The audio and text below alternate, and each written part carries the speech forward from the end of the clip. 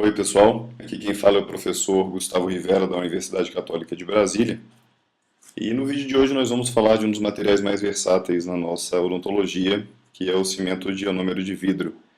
O vídeo ele irá abordar o cimento de ionômero de vidro convencional, né, cuja apresentação comercial é feita na forma de pó e de um líquido, onde o pó é constituído basicamente por um vidro de fluoralumínio silicato. Nós temos então aqui o óxido de alumínio, tá? Temos também o fluoreto de cálcio e o dióxido de silício. Outros modificadores de vidro podem ser utilizados, como o fluoreto de alumínio, fosfato de alumínio, criolita, dióxido de zircônio, para ajustar tempo de trabalho ou então outras propriedades, como o aumento da resistência desse material. O líquido essencialmente é uma solução aquosa de ácido poliacrílico, composta por, obviamente, água, sendo solução aquosa, ácido poliacrílico e ácido tartárico e itacônico, estes últimos dois incorporados para controlar as características de trabalho e de presa do material. E falando em presa, a reação de presa do ionômero de vidro convencional é uma reação ácido-base, em que o vidro ele então é misturado à solução aquosa de ácido poliacrílico, e o processo inicial é dado pela hidrólise do vidro com liberação dos íons cálcio e silicato. O silicato vai formar rapidamente sílica gel e os íons cálcio eles são quelados pelo ânion carboxilato e formam então uma ponte salina, constituindo então a presa inicial desse material. Esse processo vai durar em torno de 3 a 8 minutos, dependendo do cimento de ionômero de vidro utilizado, dependendo do fabricante. A hidrólise ela prossegue dissociando então mais o vidro e liberando íons alumínio e mais silicato. Então mais sílica gel vai se formar e o alumínio ele vai ser quelado, ligando-se aos grupos carboxilato disponíveis ou até mesmo deslocando os íons cálcio já ligados a alguns ânions carboxilato. Em função, isso ocorre da sua ligação mais forte, a ligação que o alumínio estabelece com o ânion carboxilato. Nessa fase já da presa do cimento de ionômero de vidro, o material ele adquire sua resistência final e esse processo ele ocorre nas 24 horas seguintes à manipulação. Então são formadas ligações cruzadas entre as cadeias dos poliácidos. Então nesse processo de reação de presa do cimento de ionômero de vidro, fica então entendida a adesão química do cimento de ionômero de vidro à estrutura dentária, uma vez que os ânions carboxilato se ligam aos íons cálcio da estrutura dentária, tendo visto que os tecidos mineralizados dentários contêm justamente o cálcio. Além disso, um subproduto da reação de presa é justamente a liberação dos íons fluoreto, Então, isso é uma das características dos materiais ionoméricos, é a liberação de flúor. Quanto à indicação clínica, os cimentos de ionômero de vidro convencionais eles são classificados em tipo 1, que são os cimentos utilizados para a cimentação de próteses fixas, núcleos, de peças ortodônticas. Então, quando vocês adquirem o cimento de ionômero de vidro e na caixinha vem escrito o nome do cimento e a letra C, isso quer dizer justamente a classificação com relação ao tipo de indicação. Então, ele é um cimento para cimentação, Existe também o tipo 2, que é o cimento de ionômero de vidro utilizado para procedimentos restauradores. Então, após o nome do material, vem escrito a letra R. E tem o tipo 3, que é o cimento de ionômero de vidro utilizado para base, forramento, sob as restaurações, e também para selamento de cicatrículas e fissuras. Então, ele apresenta a letra F. Mas nem todos os cimentos ionoméricos apresentam essa letra para fazer esse tipo de identificação. Com relação às propriedades do cimento de ionômero de vidro, nós temos que existe realmente uma adesividade genuinamente química entre o material e a estrutura dentária em função daquela união dos ânions carboxilato do material com os íons cálcio da estrutura dentária. Essa adesividade é maior no esmalte em comparação à dentina em função da disponibilidade desses íons. Uma boa união obtida, ela vai ser sobre uma superfície dentária limpa. E então sugere-se a aplicação de um ácido poliacrílico a 10% por 10 a 15 segundos na superfície sobre a qual vai ser aplicado o cimento de ionômero de vidro, justamente para a remoção da lama dentinária ou da esmirleia, né? Tanto faz. Após essa aplicação do ácido poliacrílico, lave e seque a superfície, mas não seque excessivamente. Uma outra propriedade que o material apresenta é justamente a liberação de flúor. Essa liberação ela vai ser maior nas primeiras 24 a 48 horas e depois o material ele vai servir como um reservatório de flúor, podendo ocorrer alguma recarga quando da aplicação do flúor em outros momentos, né, em momentos futuros. O flúor ele aumenta a resistência e desmineralização da estrutura dentária adjacente ao material. Uma outra propriedade do cimento de ionômero de vidro é o coeficiente de expansão térmica linear mais próximo daquele coeficiente natural da estrutura dentária, especificamente aqui no caso a dentina. Então isso ajuda no vedamento marginal ao longo do tempo, assim como acontece por conta da adesividade química que esse material possui à estrutura dentária. No entanto, como as composições elas variam entre os fabricantes, este coeficiente ele pode diferir entre um cimento de ionômero de vidro e outro. Outra propriedade ainda é a resistência mecânica que esse material apresenta, e é uma resistência que ela é inferior à resistência mecânica das resinas, né, no caso dos compósitos. Então são materiais que são mais vulneráveis aos desgastes. Então não são recomendados como materiais para restaurações em áreas sujeitas a esforços mastigatórios. Então prosseguindo, vamos à etapa de manipulação. Tenham sempre à mão a colher dosadora, especificamente do sistema ionomérico que você vai utilizar.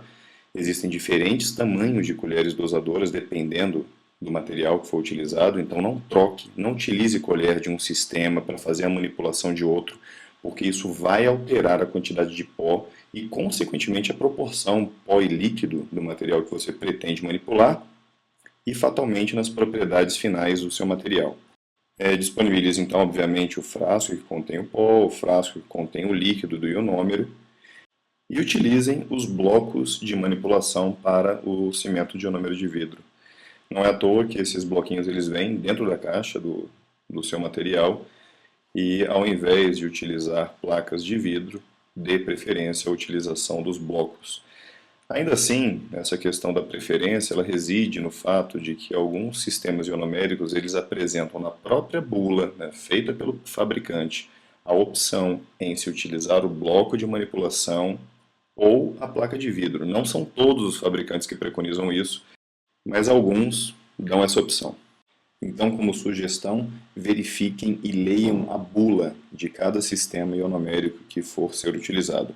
Adicionalmente a isso, tenham como preferência a utilização de uma espátula plástica para manipulação do ionômero de vidro. Assim como a questão da utilização do bloco ou da placa de vidro, alguns sistemas constam na bula a possibilidade de utilizar uma espátula metálica para essa manipulação. A nossa recomendação é que, idealmente, essa manipulação seja feita tanto com uma espátula plástica, quanto também em bloco de papel.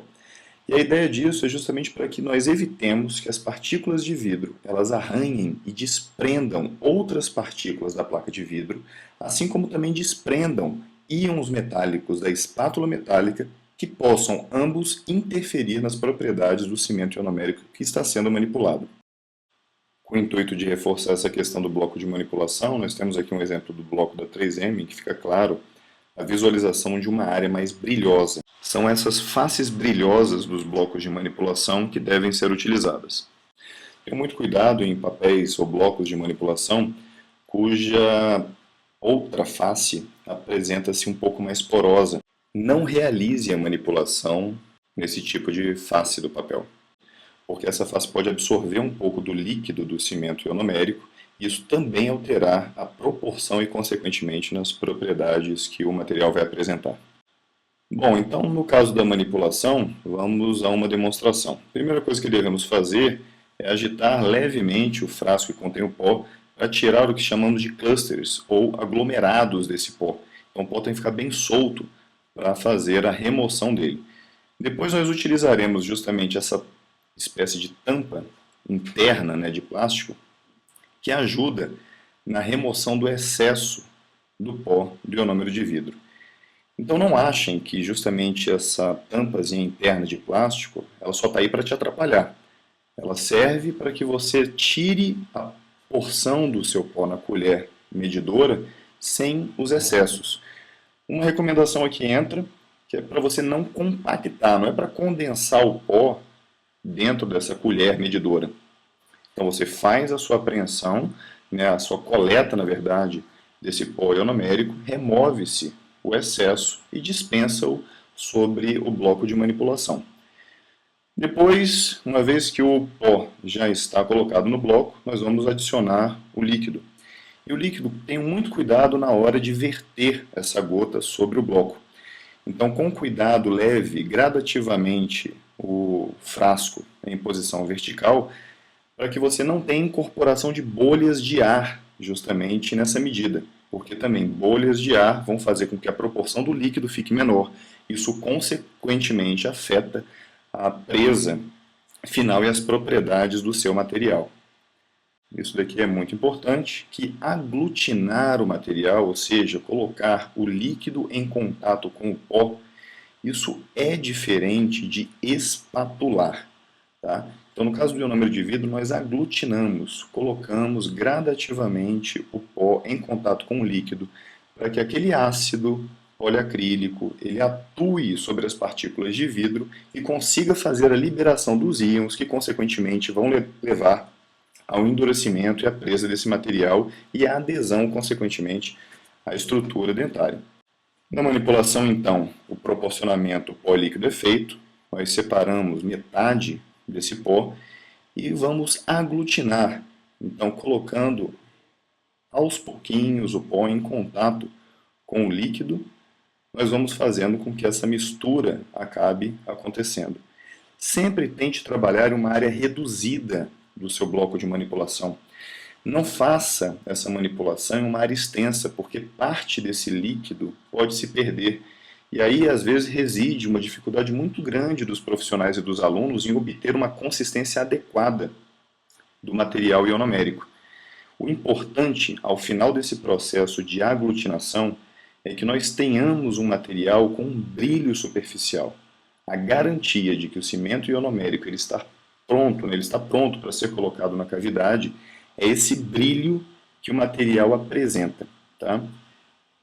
Então dá para visualizar aqui o brilho no material. E justamente esse brilho faz com que ao testar o material sobre o bloco você tenha esse fio. Tá? Esse fio ele é importante porque ele mostra que o material está numa consistência ótima para a inserção na cavidade e, consequentemente, ele atingir todas as suas propriedades prometidas. Aí um exemplo, né, do fio conseguido. Se você eventualmente terminou de fazer a manipulação e não forma-se fio nenhum, se o material eventualmente não tiver brilho, estiver opaco, então descarte este material, faça uma nova manipulação até que você consiga obter exatamente este tipo de propriedade apresentada. Pessoal, espero que esse vídeo tenha se servido, né, ajudado, auxiliado vocês de alguma forma. Seguem as referências que foram utilizadas para a confecção do vídeo. Adicionalmente, a gente sempre gostaria de saber, né, se vocês tiveram alguma dúvida. Tendo qualquer dúvida, vocês, por favor, entrem em contato conosco. Tá? Nós temos alguns canais, aqueles que nos já acompanham já devem saber, no Facebook. Nós temos o contato do Gmail, do Twitter, nós temos esse canal no YouTube e também o contato do Google+. Além de dúvidas, se quiserem também fazer críticas ao nosso trabalho, sugestões eventuais de novos vídeos, então nós estamos sempre à disposição e, na medida do possível, respondemos a todos. Então, um grande abraço e até um próximo vídeo. Até mais.